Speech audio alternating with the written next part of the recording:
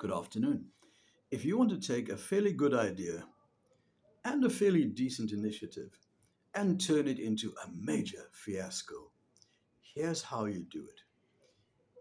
One, you make a benefit available to the poor and the needy. Two, you make sure that only some of said poor and needy are actually able to get their hands on that benefit. So let's say it's a 500 Rand grocery voucher.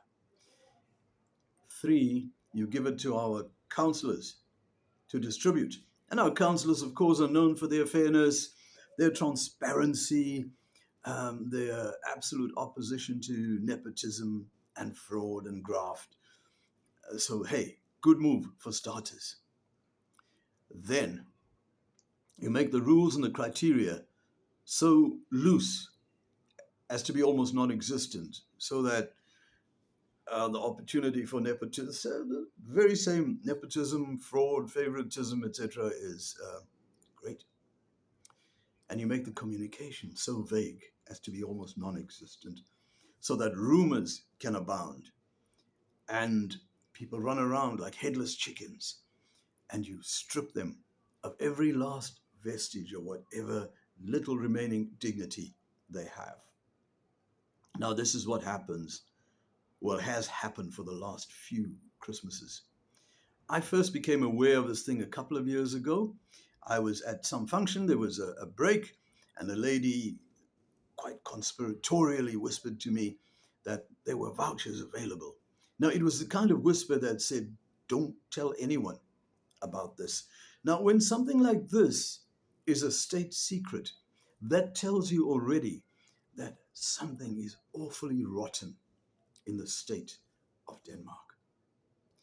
And I'm willing to bet, well, I'm willing to place my head or any other relevant part of my body on a block that some of the people who need this most will never smell it, may not even hear of it. 500 Rand voucher means a lot to a family, a couple, a person who's struggling just to get food on the table. It doesn't mean as much to the dogs in the manger, and let me say it this way, the pigs, who just want to get it because they want to get, and they have friends in high or low places or whatever the case may be. I'm willing to guarantee you that some people, some of those who need it most, have no chance whatsoever of getting near that benefit. It reminds me a bit of that story in the Bible of the man at the pool in Siloam, I think it is, who could never get into the water because everybody rushed ahead of him. And yeah, that is the situation that we have. Now, if there aren't enough funds to make the vouchers available to everyone, then I suggest that the fair thing to do is find another way to let everyone benefit. But of course, I think that's maybe asking too much of our guys. This is how we've always done it. And yeah, perhaps just the idea of changing may give them some indigestion. Perhaps the idea of transparency may give them some indigestion. And yeah, so there we have yet another example of how we take what could be a good initiative, we turn it into a mess of epic proportions.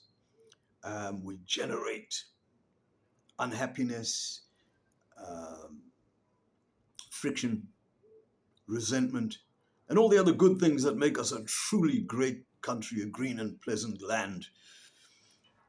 And in the residence in which I live, I've already seen some evidence of that, where, for example, some people were going around taking down the names of ANC members for the benefit. Now, surely that should not be attached to a political party. I mean, that's unethical. It's probably illegal as well. This benefit is not from the ANC. It is from your tax money.